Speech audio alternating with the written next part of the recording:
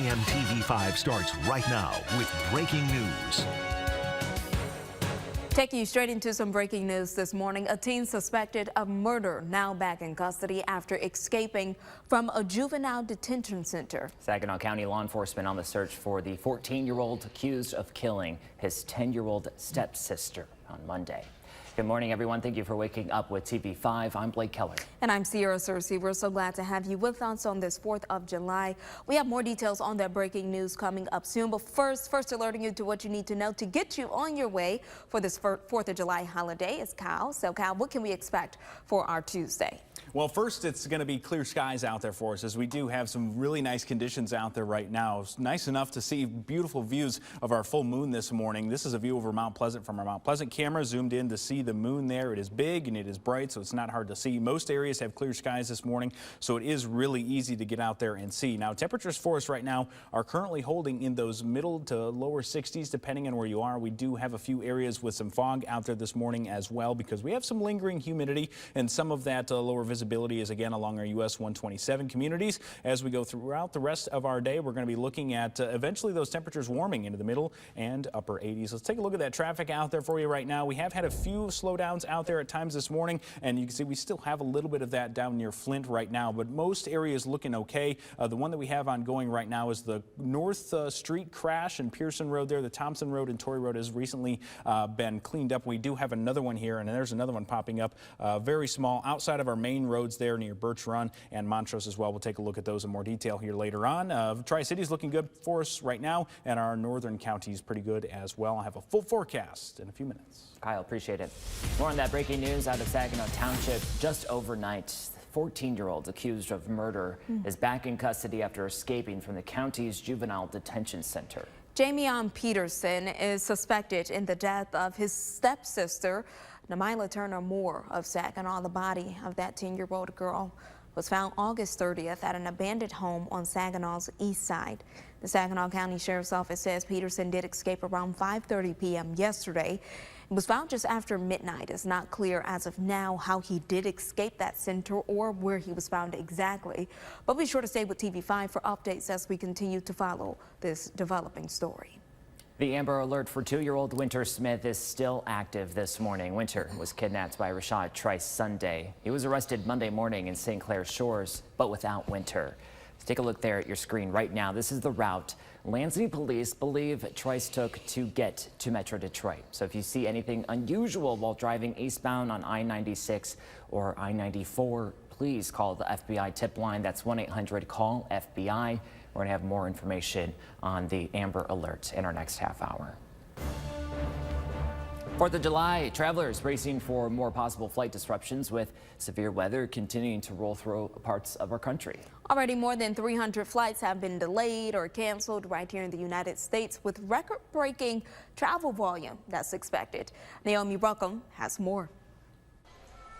Frustrated travelers are still reeling from flight delays and cancellations this 4th of July. I'm really overwhelmed. This is too much.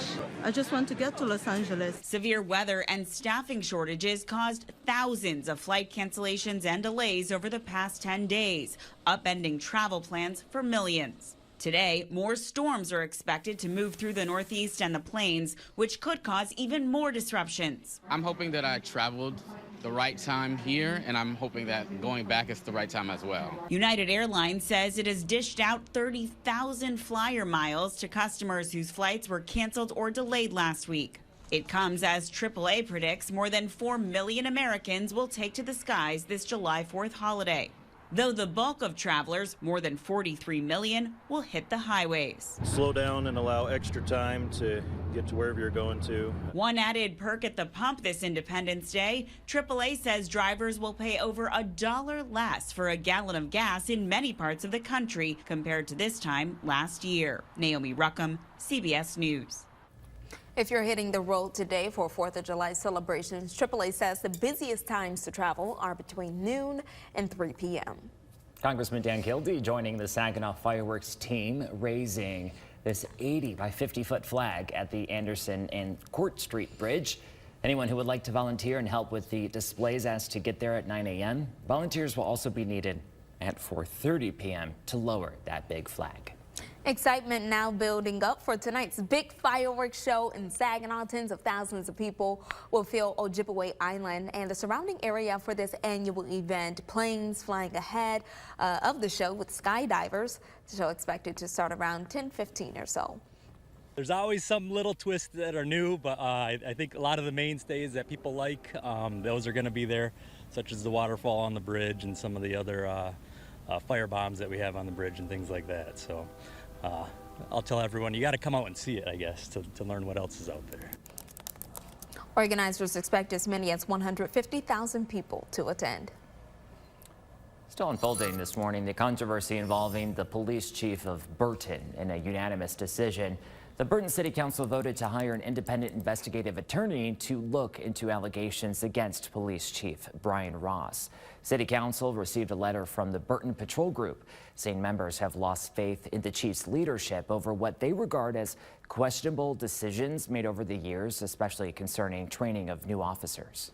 Chief Ross reduced the field training program even after a meeting with the command officers and field training officers explaining safety concerns regarding new hires and liability to the department and the city of Burton. This was the second letter sent to the council by officers. The first was sent back in June from the Burton Command Officers Group. Officers also brought into question the integrity of the testing process used for promotions. In their letter, officers say morale within the department is at an all-time low. But in a separate letter last month, Chief Ross saying the no confidence vote was just pushback for changes at the agency that led to a demotion, the resignations of 2 officers, and criminal charges against 2 others. A scam alert for you this morning in Shiawassee County. Scammers identifying themselves as Shiawassee County deputies, telling people they missed a court hearing as a state witness they were subpoenaed for. So the Shiawassee County Sheriff's Office is now reminding you that this is a scam. These are scam calls, and to never give any of your personal information or your banking information to anyone over the phone. If you receive a call like this, just hang up. Well, out there across mid-Michigan today, temperatures are going to be headed for the lower 90s. So it's going to be warm out there, especially as we go into the later afternoon and into the evening hours. So plan on having that water ready and that sunscreen, as we will have a very sunny day for us as well. So very summer-like out there and warm for any outdoor activities that you might have planned for Independence Day. For tomorrow, very similar forecast as far as the temperatures go, just warming that up a bit for us. And then as we go throughout the rest of our forecast, we're cooling down. That forecast is coming up in a few minutes. All right, Kyle, thank you. TV5 News Time this morning at 6:08. Independence Day celebrations across mid-Michigan. We are going to show you some fun events that you could catch for the holiday today. A call of action to President Biden, what Ukrainian President Zelensky is now asking for amid the war with Russia. All right, checking outside right now, lightening up across the bricks in downtown Flint. We're looking clear, we're looking good. If you're headed out, you need to get some gas. Your average prices literally hovering in this area. They're just like $3.50, $3.40. Come on, go down. But we have more news and weather for you coming up in just a bit. Stick with us.